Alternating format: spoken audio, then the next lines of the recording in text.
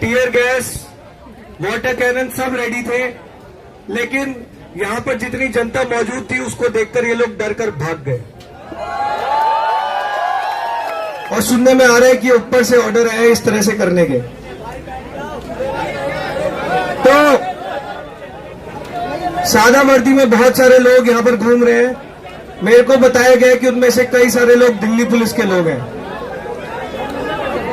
कई सारी उसमें से दिल्ली पुलिस के लोग हैं। और मुझे बताया गया है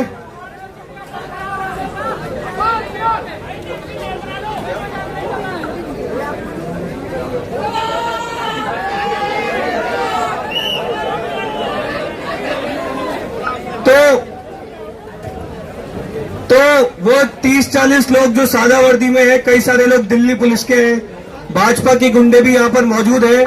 उनको एक स्पेशल टास्क दिया गया आज। उनको टास्क दिया गया है कि यहां पर भारत विरोधी बातें करेंगे, यहां पर जातीय टिप्पणी करेंगे और यहां पे हम लोगों को उकसाएंगे।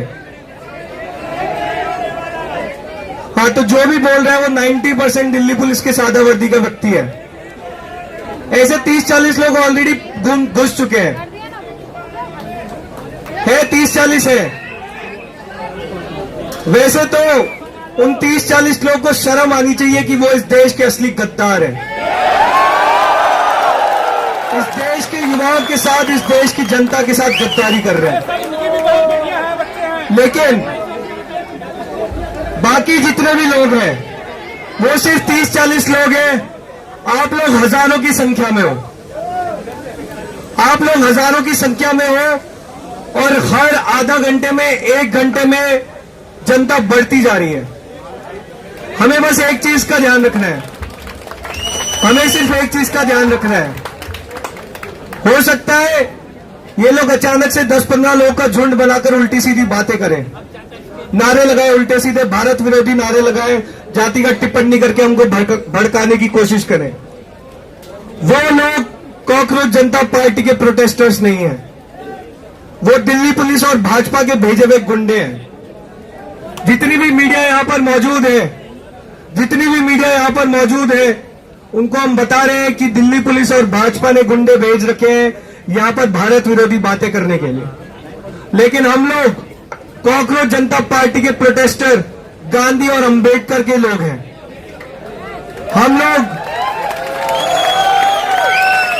हम लोग देशभक्त लोग हैं, हम लोग शांति से प्रदर्शन करने वाले लोग हैं, हम संविधान में मानने वाले लोग हैं। तो ऐसे जितने भी लोग, हो सकता है अचानक से वो लोग झुंड बना दें और उल्टी सीधी बातें करें, हमको घबराना नहीं है, हमको इधर उधर दौड़ना नहीं है। उन सब लोगों को एक साइड में करना है और फिर उनके चेहरे पूरे देश को दिखाएंगे कि कौन इस देश का असली गद्दार है।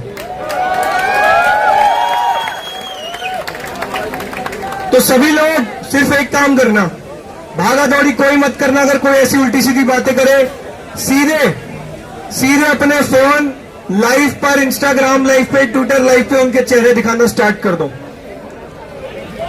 जितने भी लोग ऐसे उल्टे सीधे नारे लगाए, उनके इंस्टाग्राम लाइव पर, ट्विटर लाइव पर उनके चेहरे दिखाना स्टार्ट कर दो और फिर देश की जनता भी देख लेगी कि इस देश का असली गद्दार कौन है। कोई भी इनके नारे लगाने के बाद इधर उधर दौड़ेगा नहीं, इनके पीछे भागेगा नहीं। वादा कर रहे हैं आप लोग? वादा कर रहे हैं आप लोग? आवाज कम हो गई सबकी। वादा कर रहे हैं आप लोग? तो जो भी ऐसे देश विरोधी नारे लगाए वो कॉकरोच जनता पार्टी के प्रोटेस्टर नहीं है, वो दिल्ली पुलिस और भाजपा के भेजे हुए गुंडे हैं। तो ऐसे लोगों को आप साइड करवाइए, उनके चेहरे इंस्टाग्राम पे, सोशल मीडिया पे लाइव दिखाइए और पूरे देश को बताइए कि कौन इस देश के साथ गद्दारी कर रहा है। वैसे तो दिल्ली पुलिस के अफसरों से हमें ज्यादा उम्मीद है नहीं, क्योंकि वो लोग सीधे सीधे देश के युवाओं के साथ धोखा कर रहे हैं। लेकिन फिर भी अगर थोड़ी बहुत आपके लिए, इस देश के लिए इज्जत बची है, इस देश के लोकतंत्र के लिए थोड़ी भी इज्जत बची है, तो थोड़ी सी शर्म खा लो। तुम यहाँ पर शांतिपूर्वक युवाओं को उकसाने का काम कर रहे हो, क्या इसके लिए तुम पुलिस में भर्ती हुए थे? शर्म आनी चाहिए तुम लोगों को। अच्छी बात यह है कि 90% जो दिल्ली पुलिस के लोग यहां पर घूम रहे हैं वो हम लोगों के साथ हैं।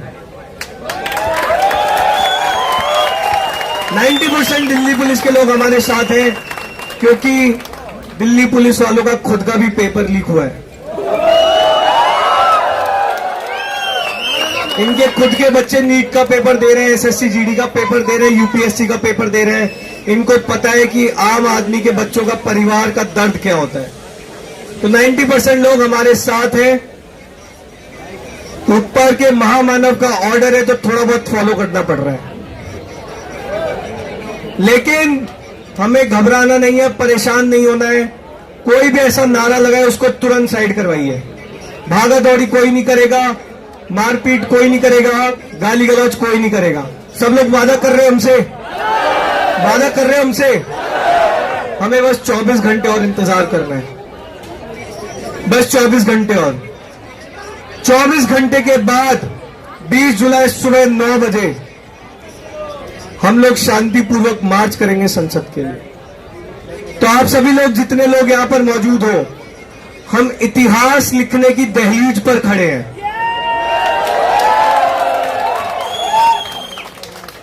We are right